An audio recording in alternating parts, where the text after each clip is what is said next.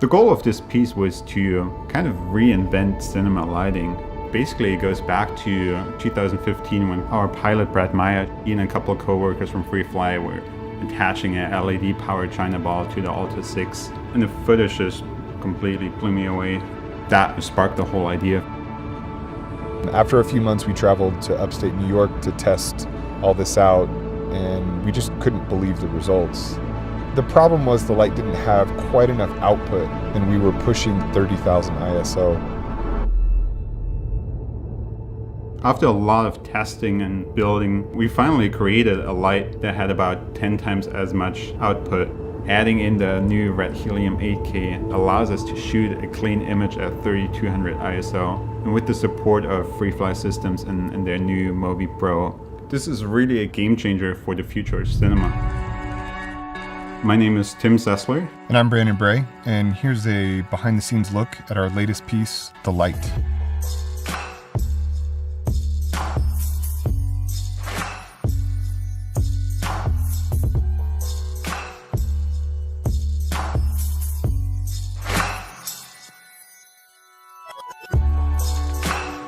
We wanted to go into a more narrative piece, but really push the abstract while letting the visuals do most of the storytelling.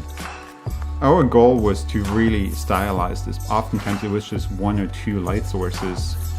For example, on the roof, it's just one flashlight backlighting the character, and then an actual practical police light lighting his face.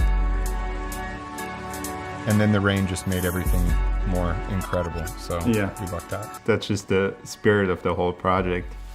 Even to the degree that at the end of the first night we got the light stuck in a tree. But I mean, I think that it's worth noting that Tim had built that from scratch, and it was soldered together, and we had one, there was not two. So when the Alta 6 got wrapped up in the top of the tree, we knew that that could be the end of the entire shoot. We have such limited time that something is changing, and we just have to react to it and make the best out of it. The moving light of the copter just creates this weird effect that nearly looks like a time-lapse image. Like, we're not used to seeing fast-moving lights. Mixed with the cable cam, there were moments that almost looked like it was completely CGI. We were doing this in real time, and it looked like we had created some fabricated world, and it was all natural. Can you have this super smooth gimbal that we're used to and yet add some kind of a handheld aspect, which the integration with the MIMIC sort of changed the game on that front.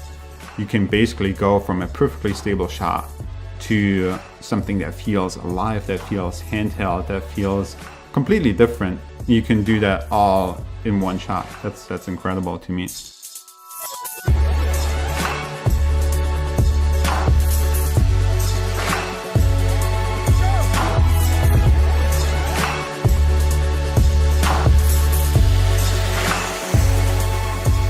With the MoVI Pro, I can change frame rate, white balance, shutter speed, basically any camera setting from either the MoVI controller or the MIMIC.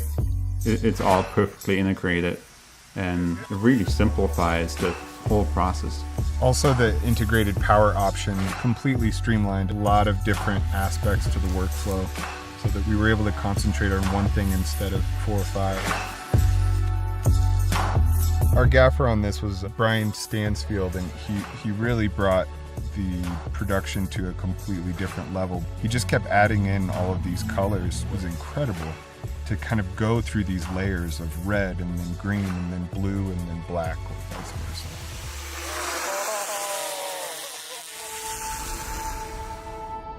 There's going to be a lot of things changing just in a way that you could creatively use and move lights. I think that we're right at the beginning of seeing who kind of takes this to the next level and then just keeps adding more and more levels of complexity to something that is we haven't really seen.